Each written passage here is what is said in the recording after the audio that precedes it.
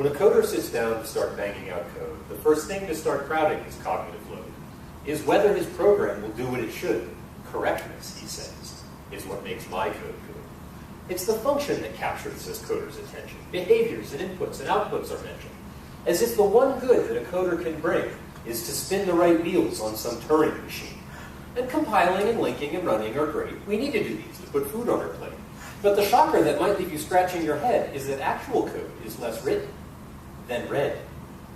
We spend more of our time in maintaining this stuff than we ever spend writing the simplest of craft, which means that unless you've got something the matter, you'll try to learn just a few code style patterns.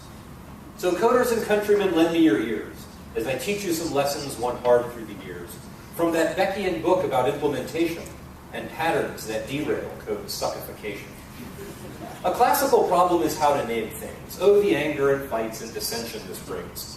Like off by one errors and cache expiration, a permanent answer is beyond expectation. But a class should be named to describe its intent, not its implementation. That's how we're bent. A superclass name should be pithy and short, the subclass's name a more detailed retort. When you think of the name of a class, you should find the idea that hatched in the first coder's mind. And just what is the thing this class wanted to do? What should you be thinking when first you called new?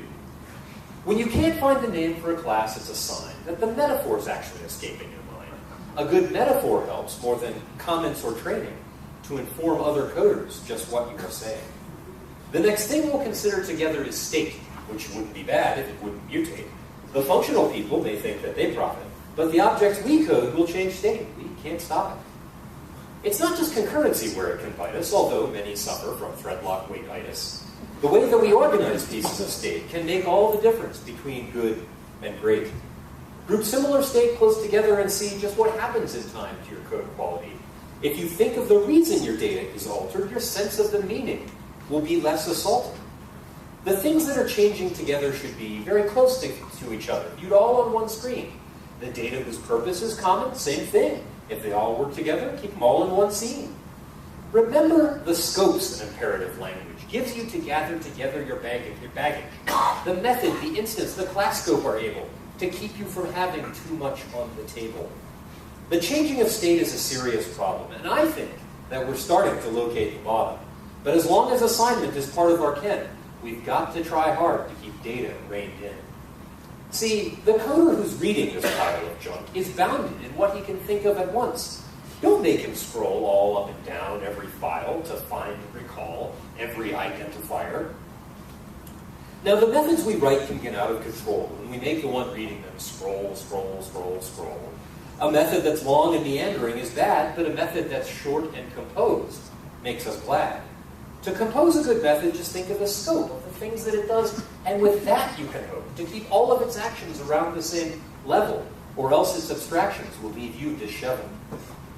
A method composed by a coder who tries will read like a story with just one plot line. Each part of the story it tells is the same as the rest of the method, with all the same aim. You know, to understand just what composing's about, imagine a story of when you went out and started the night by first changing your clothes, then switching to tell me the distance you drove, then up and describing the way you shift gears, then a long, pointless tale about your rearview mirror, then changing your story to cover the dinner and how it was cooked, and how long the sauce simmered, then skipping ahead to the movie you saw, but not telling me even one detail at all. Now, what would you think of this crazy approach? My mental disturbance would be hard to broach.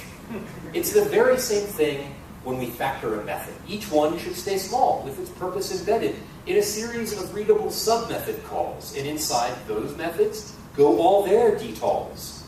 When people are learning, they sometimes prefer first to know all the details, and from them infer the concepts producing the detailed design. Either concept or detail can govern the mind.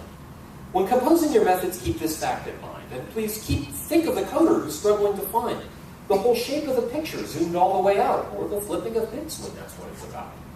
I think if you've listened a little to me, you might start to catch what I want you to see. It's good when we write code that passes our tests, but mere functionality isn't our best.